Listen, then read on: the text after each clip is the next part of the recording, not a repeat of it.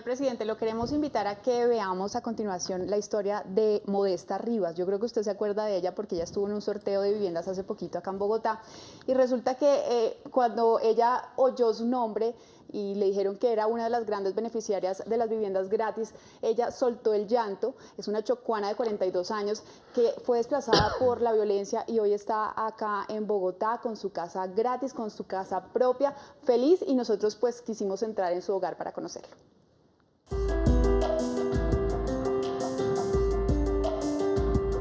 Magali, hágame el favor y viene. Hágame el favor y desocupe ahí la estufa porque vamos a montar a hacer el almuerzo. No, ay, no, otra vez sin agua, no, bendito sea mi Dios. Quitaron el agua otra vez, ¿ahora qué vamos a hacer? Mire que a mí me llamaron que había un sorteo de vivienda para las viviendas gratis, que por favor me acercara el sábado allá a ese sitio. Pero es que yo no quiero ir, o sea, a mí no me vengan a ilusionar porque es que ya la otra vez me pasó lo mismo. Me ilusionaron que me iban a dar una casa, que ya estaba la casa, me dieron una carta cheque y nunca me dieron nada. A mí no me vengan más con cuentos que eso es una falta de respeto, eso es una falta de consideración. Hace 5 años salimos de Novita, departamento del Chocó. Salimos por el desplazamiento forzado porque tuvimos problemas con los paracos, con las militares. Querían llevarse a mi hija mayor y a mi sobrina. Yo le he pedido mucho a Dios desde que llegamos aquí a Bogotá que nosotros necesitábamos una vivienda digna y una vivienda propia. Y yo a veces en mis oraciones yo digo, Señor, yo me estoy envejeciendo, no tengo nada que dejarle a mis hijas. Toda la vida he trabajado muy duro y ahorita no tengo nada que dejarle a mis niñas. Entonces ahorita esto de tener un techo propio, de tener donde dejar a mis chiquitas, esto es algo maravilloso, de verdad que no hay palabras como describirlo. Muchas gracias, muchísimas gracias. Yo creo que esta familia se merece esa casa totalmente renovada.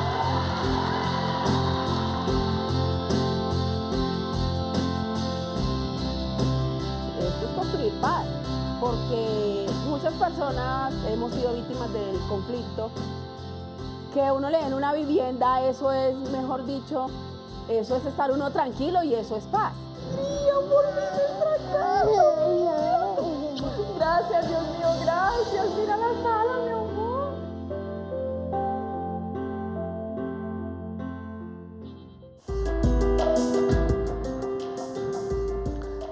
No, presidente, se queda uno sin palabras y cómo conmueven estas historias, que es lo que nosotros aquí hacemos en Agenda Colombia, precisamente, presidente, mostrar cómo sí efectivamente las cosas están llegando a la gente. Sí, a mí me produce una inmensa satisfacción y alegría.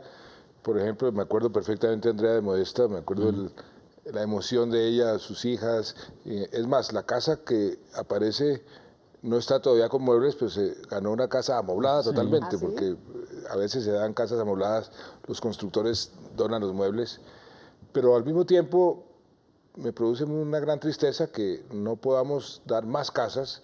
Por cada familia que se beneficia hay 2 o 3 que están esperando casa y no tienen todavía. Por eso el programa va a continuar y vamos a seguir haciendo más casas para esos estratos más bajos, para la gente más vulnerable, pero también para sectores que no han tenido usualmente mucha ayuda. La clase media, se han lanzado programas de subsidios, unos subsidios muy grandes para promover la construcción. ¿Con qué objetivo? Con el objetivo de que ojalá todos los colombianos puedan tener su propia casa y hacer de Colombia un país sin ese déficit habitacional que ha sido tan grande, que hemos venido reduciendo, pero todavía nos falta mucho tramo por recorrer. Precisamente viendo estas historias, presidente, de Andrea, es cuando uno dice definitivamente, que usted lo reitera en los discursos, que si se necesitan más recursos, ahorita mantener los recursos vía pues de los impuestos y los aportes de todos los colombianos, especialmente para este tipo de cosas, para este tipo de alegrías y satisfacciones para la población más pobre. Sí, esta reforma tributaria, eso es lo que he querido explicarle a los colombianos, es una reforma tributaria necesaria.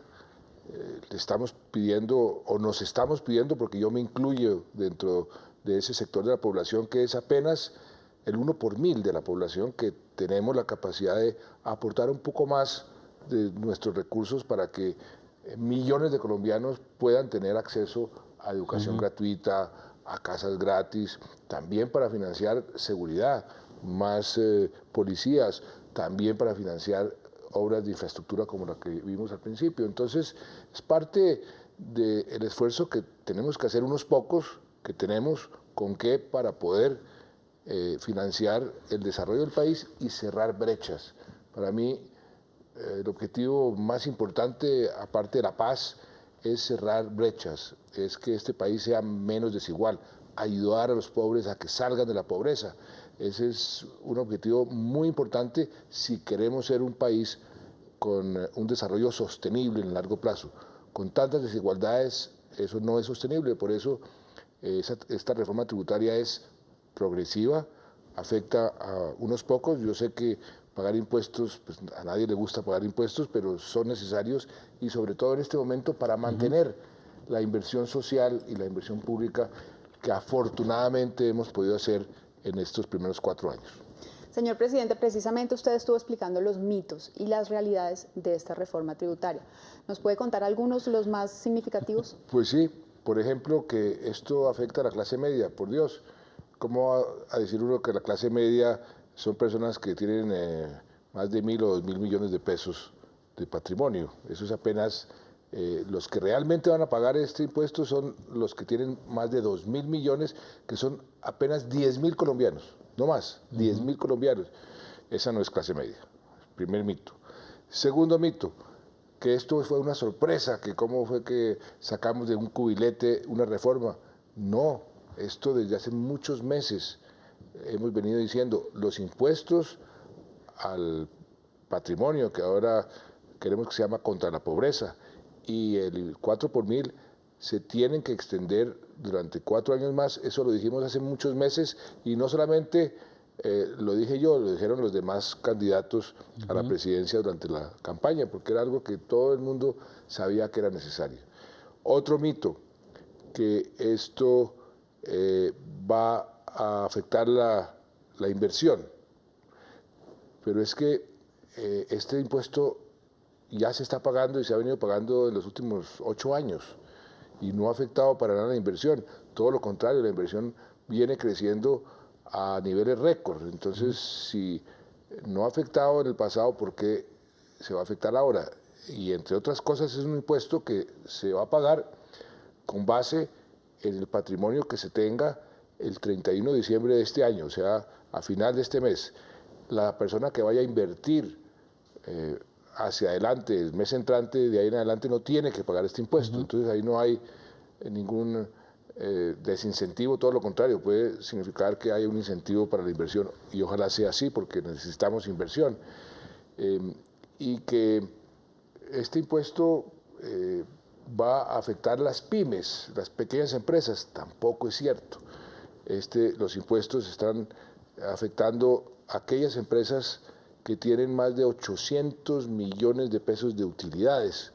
Esas no son las pymes, Sí, eso sí, ¿no? esas no son las pequeñas empresas.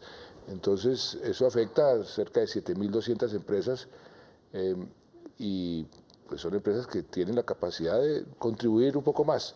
De manera que esto es una reforma progresiva que afecta a pocos y que sobre todo pues estamos pidiendo una colaboración, nos estamos pidiendo cierta generosidad porque el país necesita seguir cerrando brechas, seguir ayudando a los más pobres, seguir ayudando a los más vulnerables.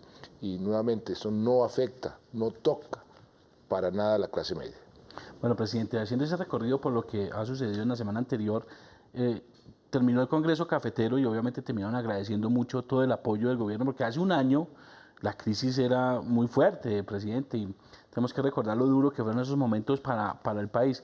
Pero usted en su discurso también en el Congreso Cafetero mostró cómo cuando hay voluntad, cuando se hacen las cosas, terminan dando tan buenos resultados como es la producción, el ingreso cafetero, etcétera. Sí, pues hace 4 años, a los 7 días de haberme posesionado, fui yo, inclusive yo fui a la Federación de Cafeteros, no vinieron al Palacio, sino me fui a la Federación y hicimos unos acuerdos que llamamos acuerdos de prosperidad cafetera, donde queríamos ayudar a los cafeteros en la renovación de sus cafetales, porque en ese momento estábamos con una producción que venía bajando, íbamos para 6 millones de sacos de producción.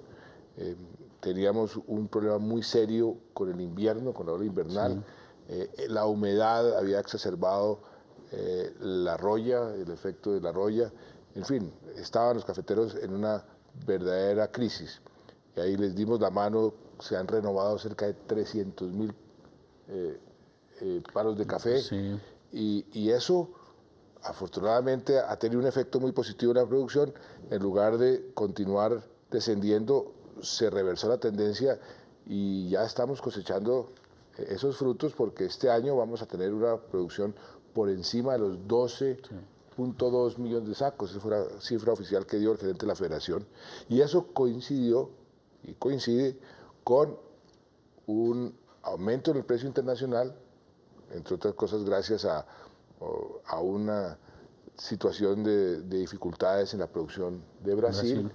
Y también coincide con una mejor tasa de cambio. O sea, se juntaron los 3 factores más importantes y eso significa que el ingreso cafetero este año va a ser cercano a los 5,5 billones de pesos. Y eso es plata que se irriga por la economía inmediatamente, porque los cafeteros inmediatamente consumen todo tipo de productos y eso va a mantener, que es algo importante, a mantener la demanda económica para mantener un buen crecimiento, mantener un buen empleo.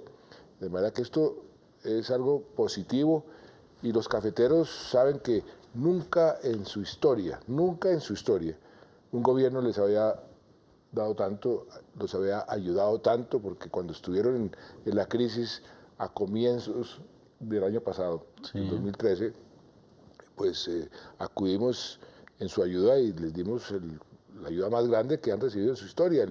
El famoso PIC llegó a ser de 1,5 billones de pesos. Eso no lo han visto nunca, ni en un porcentaje mínimo de esa plata. Y eso afortunadamente ayudó a mantener el tejido social del café durante esa época de crisis y ayudó a continuar renovando los cafetales, y hoy afortunadamente estamos con una situación bastante positiva. Bueno, señor presidente, inició ya en firme la Navidad y con las celebraciones llegan varios temas que nos preocupan mucho a los colombianos. El uso de la pólvora, el tema de las balas perdidas. ¿Qué mensaje usted le puede dar a los colombianos sobre estos temas? El mensaje para los colombianos y para las autoridades, que redoblen los esfuerzos, primero, de combatir esa combinación fatal, alcohol y gasolina. Que nuevamente comiencen a poner controles, porque en las fiestas navideñas pues la gente se va desatendiendo de sus responsabilidades y eso produce el dolor y muerte. Por otro lado, que también las familias, los padres de familia y las autoridades refuercen los controles sobre el uso de la pólvora. La pólvora, ojalá pudiéramos tener una Navidad sin ningún niño quemado por pólvora. Y lo digo yo, que casi muero por la pólvora. Yo tengo unas quemaduras en las piernas y en los brazos.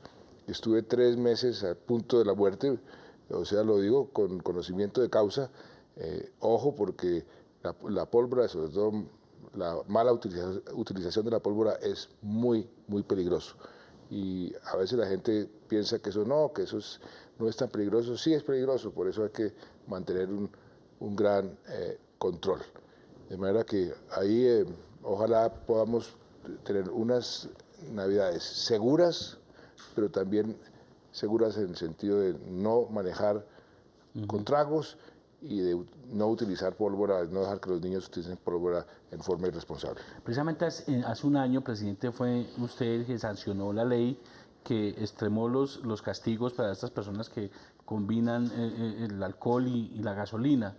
Sin embargo, se siguen presentando casos y siguen presentando hechos. ¿Qué puede estar pasando? ¿Faltan más castigos más duros o es una falta de conciencia definitivamente de la ciudadanía o dónde puede estar el problema? Yo creo que es una combinación de todo. Pienso que la gente como que se ha relajado.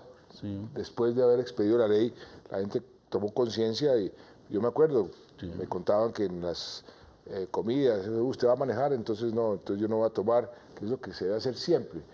Pero como que se fueron relajando. Yo creo que también le ha faltado, y por eso le dije al general Palomino, hágame el favor y me multiplica los controles para que la gente tome conciencia de que puede acabar en la cárcel si maneja borracho, si maneja con tragos. Y por eso, entonces, por un lado autoridades, por otro lado los propios ciudadanos tienen que tomar más conciencia y entre ambos hacer lo posible para que ojalá nadie tome con tragos, maneje con tragos. Muy bien, señor presidente, pues muchas gracias por estar con nosotros en este lunes 8 de diciembre. Sabemos que ya usted está próximo a salir y bueno, dentro de 8 días nos veremos aquí ya contándonos el balance de todo lo que sucedió también en esa agitada semana que va a tener usted, presidente. Muchas gracias por estar con nosotros. A ustedes gracias y Andrea, muchas gracias a ustedes. Muy bien, ustedes los dejamos con unos mensajes institucionales y ya regresamos.